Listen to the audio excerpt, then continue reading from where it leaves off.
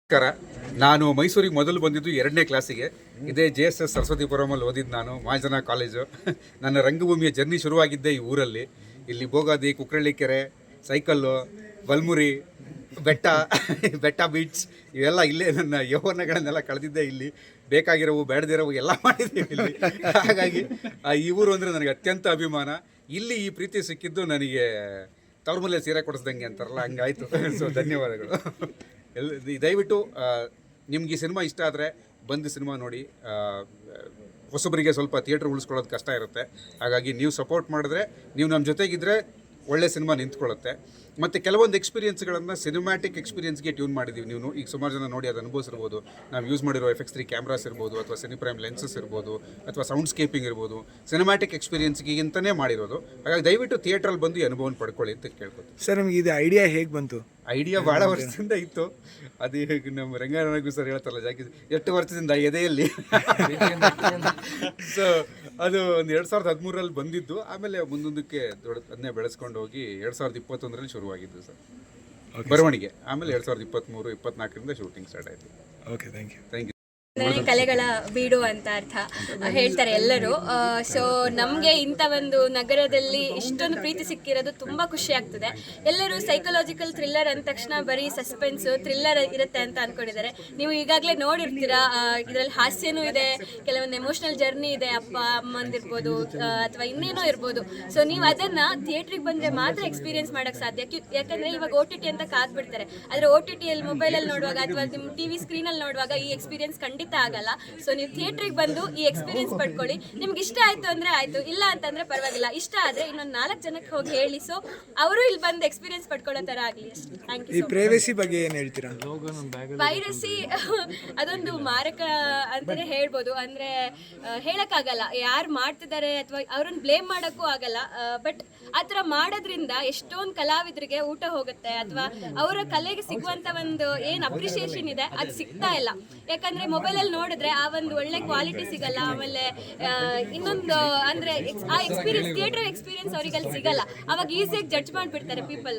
But ನೀವು ಥಿಯೇಟ್ರಿಗೆ ಬಂದು ನೋಡಿದ್ರೆ ಅದು ಬೇರೆನೇ ಎಕ್ಸ್ಪೀರಿಯನ್ಸ್. ಸೊ ಪೈರಸಿ ಗೊತ್ತಿಲ್ಲ ಅವ್ರು ಏನು ಹೇಳ್ತಾರೆ ಅಂತ, ಬಟ್ ಪೈರಸಿ ಮಾಡೋದು ನಮ್ಮಂತ ಕಲಾವಿದರಿಗೆ ತುಂಬಾ ಮಾರಕ ಅಂತ ನಾನು ಹೇಳಕ್ ಇಷ್ಟಪಡ್ತೀನಿ. ನಾವು ವಿಕಲ್ಪ ಕನ್ನಡ ಚಿತ್ರ ನೋಡಿದ್ವಿ, ತುಂಬ ಚೆನ್ನಾಗಿದೆ. ನಮಗೆ ಸಸ್ಪೆನ್ಸ್ ಅಂತ ಒಂದು ಐಡಿಯಾ ಇತ್ತು, ಬಟ್ ಆದರೂ ಬಂದಮೇಲೆ ಅದು ಎವ್ರಿ ಮಿನಿಟ್ ಥ್ರಿಲ್ಲರ್ ಆಗಿತ್ತು. ನಮಗೆ ಎವ್ರಿ ಮಿನಿಟ್ ಥ್ರಿಲ್ಲರ್. ಅದಂದರೆ ಎಡ್ಜ್ ಆಫ್ ದ ಸ್ಟ್ರೀಟಲ್ಲಿ ಕೂತ್ಕೊಂಡು ನೋಡುವಂಥ ಮೂವಿ. ಮ್ಯೂಸಿಕ್ ಆಗಿರ್ಬೋದು, ಸಿನಿಮಾಟೋಗ್ರಫಿ ಆಗಿರ್ಬೋದು, ಅಥವಾ ಎಲ್ಲರದ್ದು ಆ್ಯಕ್ಟಿಂಗ್ ಆಗಿರ್ಬೋದು, ಹೊಸ ಆರ್ಟಿಸ್ಟ್ ಎಲ್ಲ, ಹೊಸ ಹೀರೋಯಿನ್ ತುಂಬ ಚೆನ್ನಾಗಿ ಆ್ಯಕ್ಟಿಂಗ್ ಎಲ್ಲ ಮಾಡಿದ್ದಾರೆ. ಮತ್ತು psychological thriller, it is A very good psychological thriller. ನೋಡಿ, ಎಲ್ಲ ಬಂದು ಥಿಯೇಟ್ರಿಗೆ ಸಿನಿಮಾ ನೋಡಿ. ಯಾಕೆಂದರೆ ತುಂಬ ಪ್ರಯತ್ನ ಮಾಡಿ ಒಳ್ಳೆ ಸ್ಟೋರಿ ಸ್ಕ್ರಿಪ್ಟ್ ಎಲ್ಲ ಇದೆ. Thank you.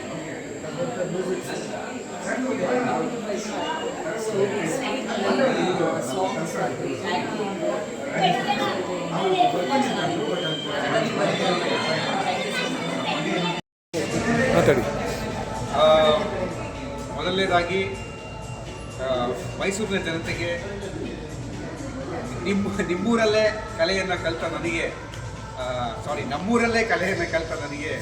ಇಷ್ಟು ಒಳ್ಳೆ ವೆಲ್ಕಮ್ ಮತ್ತು ಇಷ್ಟು ಒಳ್ಳೆ ಆಶ್ವಾಸನೆ ಮತ್ತು ಇಷ್ಟು ಚೆನ್ನಾಗಿ ಮೇಲ್ತಟ್ಟಿದ್ದಕ್ಕೆ ತುಂಬ ದೊಡ್ಡ ಧನ್ಯವಾದ. ನನಗೆ ಮೈಸೂರಲ್ಲಿ ಸಿನಿಮಾ ಓಡಿಸ್ಬೇಕು, ಮೈಸೂರಲ್ಲಿ ಸಿನಿಮಾ ಜನ ನೋಡ್ತಾರಾ ಇಲ್ವೋ ಅನ್ನೋ ಒಂದು ಭಯ ಇತ್ತು.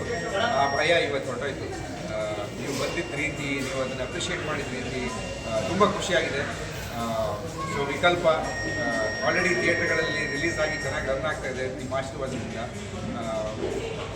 ಒಂದು ಸೈಕಲಾಜಿಕಲ್ ಥ್ರಿಲ್ಲರ್ ಬೇಸ್ ಇಟ್ಕೊಂಡು ಒಂದು ಕುತೂಹಲಕಾರಿ ಸ್ಕ್ರೀನ್ ಪ್ಲೇ ಮಾಡಿದ್ದೀವಿ.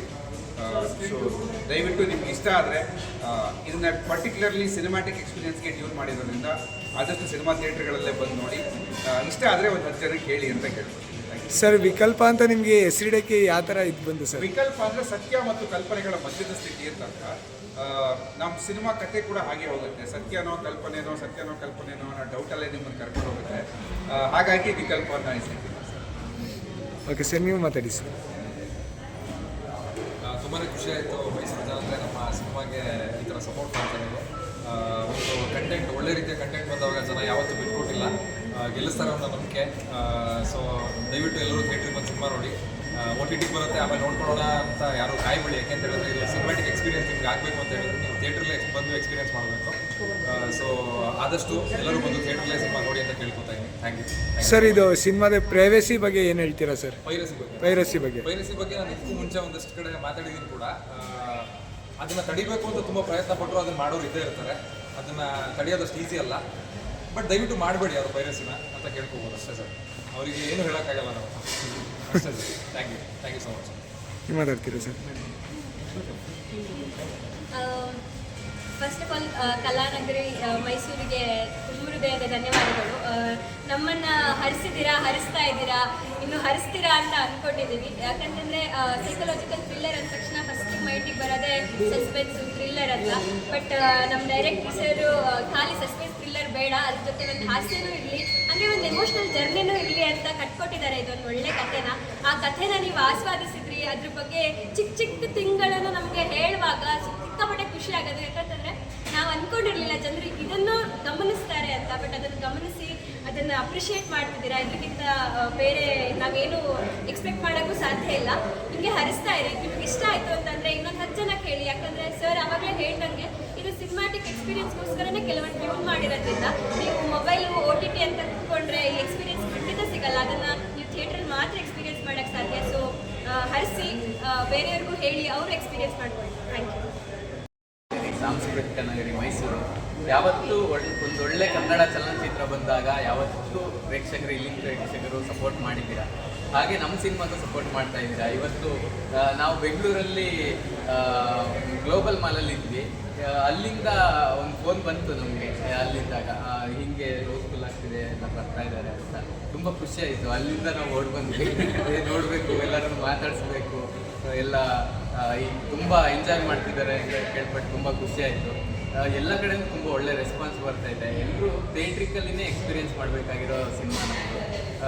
ಬಂದು ಒಂದು ಡಿಫ್ರೆಂಟ್ ಆಗಿರೋ ಅನುಭವನ, ಏನು ರೆಗ್ಯುಲರ್ ಪ್ಯಾಟರ್ನ್ ಇಲ್ಲದೆ ಒಂದು ಹೊಸ ಕಾನ್ಸೆಪ್ಟನ್ನು, ಹೊಸ ಏನಂತಾರೆ ಒಂದು ಸ್ಕ್ರೀನ್ ಪ್ಲೇ, ಗೋಲ್ಡನ್ ರಿಲೀಸ್ ಅಂತ ಎಲ್ಲರೂ ತುಂಬ ಮಜಾ ಮಾಡ್ತೀರಾ. ಕಾಮಿಡಿಗೆ ನಗ್ತೀರಾ, ಹಾಗೆ ಎಮೋಷನ್ ಆಗ್ತೀರಾ. ಎಲ್ಲ ಒಂದಷ್ಟು ಎಮೋಷನ್ಗಳಿರೋ ನಮ್ಮ ಸಿನಿಮಾನ ಬಂದು ಥಿಯೇಟ್ರಲ್ಲೇ ನೋಡಿ, ಇನ್ನು ಸಪೋರ್ಟ್ ಮಾಡಿ ಅಂತ ಕೇಳ್ಕೊಳ್ತೀವಿ. ವಿಚಿತ್ರವಾದ ಕಲ್ಪನೆನೇ ವಿಕಲ್ಪ ಅಂತ. ಮತ್ತೆ ನನಗೂ ಹಂಗೆ ಅನ್ನಿಸ್ತು. ಜಾಸ್ತಿ ಈ ಮೈಂಡ್ ಸೆಟ್ನ ನಾವು ಬೇರೆ ಕಡೆ ಹೋಗ್ಬಾರ್ದು. ಆಮೇಲೆ ಜಾಸ್ತಿ ದೆವ್ವ ಇದೆ ಅಂತ ಅಂದ್ಬಿಟ್ರೆ ಹಂಗೆ ಅನಿಸುತ್ತೆ. ಆಮೇಲೆ ಫಿಲಮ್ ತುಂಬ ಚೆನ್ನಾಗಿತ್ತು. ನನ್ನ ಫ್ರೆಂಡ್ಸ್ಗೆಲ್ಲ ಹೇಳ್ತೀನಿ. ಮತ್ತೆ ನಾನು ಯಾವತ್ತೂ ನೀವು ಅದರ ಭಯ ಪಡ್ಕೋಬೇಡಿ ಅಂತಲೂ ಹೇಳ್ತೀನಿ ಎಲ್ರಿಗೂ. ಮತ್ತು ನಾನು ಸೆಕೆಂಡ್ ಟೈಮು ಬಂದು ಫಿಲಮ್ ನೋಡ್ತೀನಿ. ತುಂಬ ಚೆನ್ನಾಗಿದೆ ಅಂತ ಹೇಳ್ತೀನಿ.